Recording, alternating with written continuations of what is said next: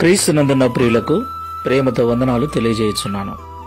November నెల 24వ తేదీ 2024. ఈరోజు దేవుడు మనకు చేస్తున్న వాగ్దానం ఏమిటనగా యోబు గ్రంథము 37వ అధ్యాయము 5వ వచనం. మనము గ్రహింపలేని గొప్ప కార్యములను ఆయన చేయును. ఆమెన్.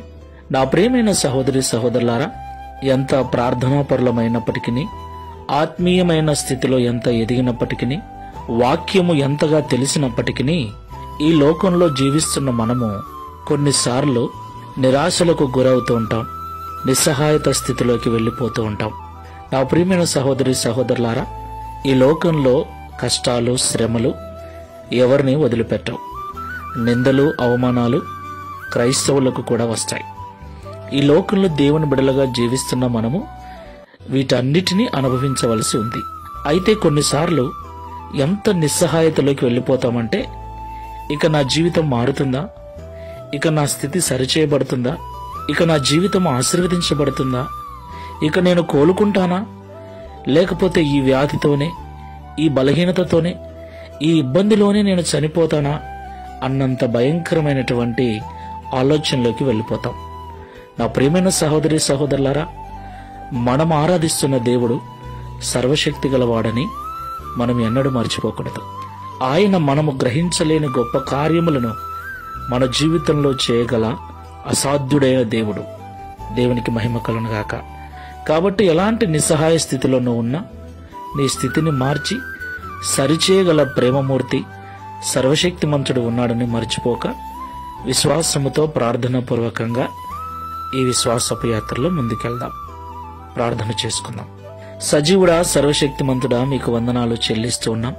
మేము గ్రహింపలేని గొప్ప కార్యములను మా జీవితంలో చేయగల సమర్థులని మరొకసారి మాతో మాట్లాడి ధైర్యపరిచినందుకు స్తోత్రాలు.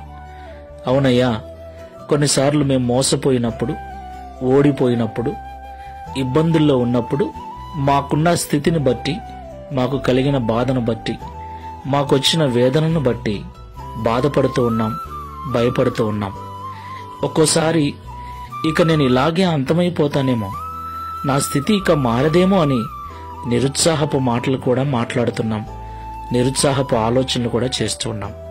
అయితే విశ్వాస విషయంలో, ప్రార్థించే విషయంలో వెనకడుగు వేయక పట్టుదలగా మేము నీ సన్నిధిలో ప్రార్థించినట్లయితే మేము గ్రహింపలేని గొప్ప కార్యములను మా జీవితంలో చేసి మమ్మల్ని అనేకులు ఎదుట సాక్షులుగా నిలబెడతారని మాతో మాట్లాడారు.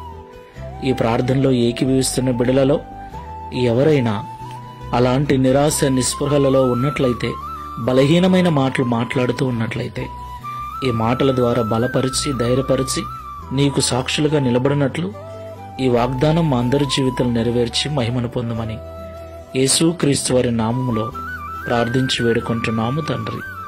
Amen. Praise the lord. God bless you.